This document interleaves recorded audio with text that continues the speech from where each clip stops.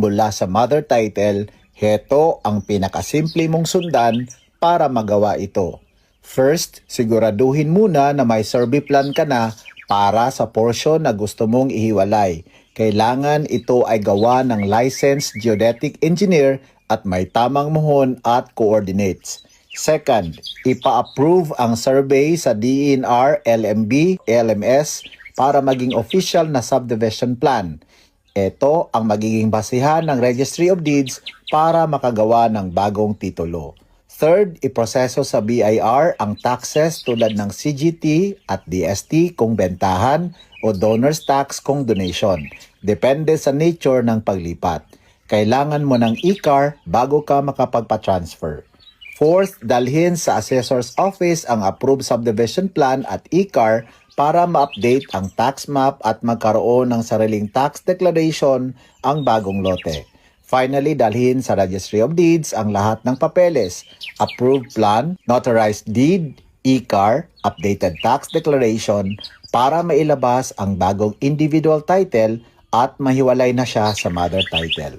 Pwede kayong kumonsulta sa abogado para sa mas detalyado na payo. Ako si Mr. Broker, please like, share, and follow. Kung gusto mong mahiwalay ang isang parcel ng lote mula sa mother title, heto ang pinakasimple mong sundan. DNR para sa residential free patent. Kapag na-approve, iparegister na ito sa Registry of Deeds para lumabas ang titulo ng lupa. Boss RCT para sa real estate tips. Alam mo na ba to? Matagal mo nang tinitirhan ng lupa? Alam mo ba na pwede mo itong mapatituluhan? Pero tandaan, hindi porket matagal ka nang nakatira ay automatic na magiging iyo na ang lupa. Ganito ang dapat gawin. Una, i-check muna sa Registry of Deeds, DENR, LRA, Assessor Office, kung walang existing title ang lupa. Pangalawa, ihanda ang mga requirements tulad ng tax declaration, barangay certification at valid ID at marami pang iba. Pangatlo, mag-apply sa DNR para sa residential free patent. Kapag na-approve, iparegister na ito sa Registry of Deeds para lumabas ang titulo ng lupa. Boss RCT para sa real estate tips. Alam mo na ba to? Matagal mo nang tinitirhan ng lupa? Alam mo ba na pwede mo itong mapatituluhan? Pero tandaan, hindi porket matagal ka nang nakatira ay automatic na magiging iyo na ang lupa. Ganito ang dapat gawin. Una, i-check muna sa Registry of Deeds, DENR, LRA, Assessor Office, kung walang existing title ang lupa. Pangalawa, ihanda ang mga requirements tulad ng tax declaration, barangay certification at valid ID at marami pang iba. Pangatlo, mag-apply sa DNR para sa residential free patent. Kapag na-approve, iparegister na ito sa Registry of Deeds para lumabas ang titulo ng lupa. Boss RCT para sa real estate tips. Alam mo na ba to? Matagal mo nang tinitirhan ng lupa? Alam mo ba na pwede mo itong mapatituluhan? Pero tandaan, hindi porket matagal ka nang nakatira ay automatic na magiging iyo na ang lupa. Ganito ang dapat gawin. Una, i-check muna sa Registry of Deeds, DENR, LRA, Assessor Office, kung walang existing title ang lupa. Pangalawa, ihanda ang mga requirements tulad ng tax declaration, barangay certification at valid ID at marami pang iba. Pangatlo, mag-apply sa DNR para sa residential free patent. Kapag na-approve, iparegister na ito sa Registry of Deeds para lumabas ang titulo ng lupa.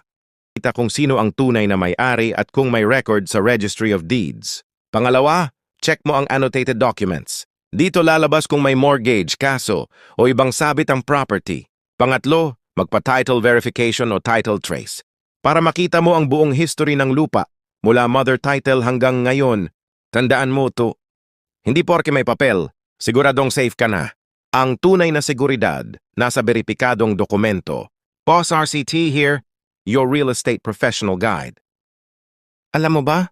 May mga importanteng dokumento na pwede mong kunin sa Registry of Deeds. Kung bibili ka ng lupa, huwag kang aasa sa papel na hawak lang ng seller. Una, humingi ka ng certified true copy ng titulo.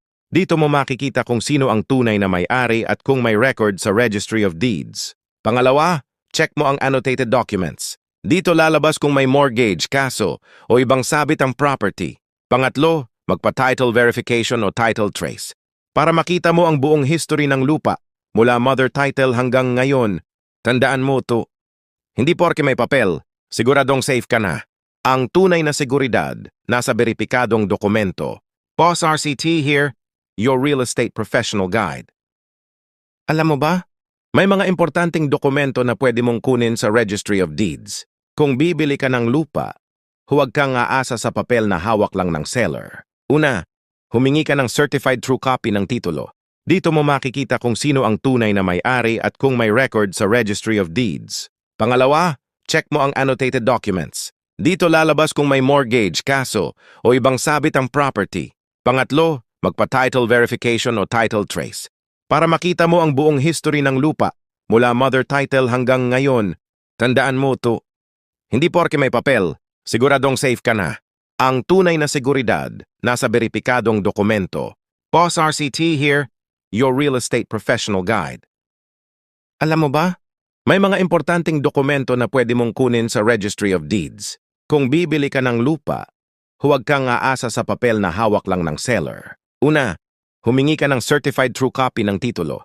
Dito mo makikita kung sino ang tunay na may-ari at kung may record sa Registry of Deeds. Pangalawa, check mo ang annotated documents. Dito lalabas kung may mortgage, kaso, o ibang sabit ang property. Pangatlo, magpa-title verification o title trace.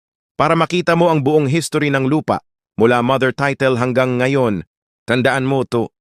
Hindi porke may papel, siguradong safe ka na. Ang tunay na seguridad,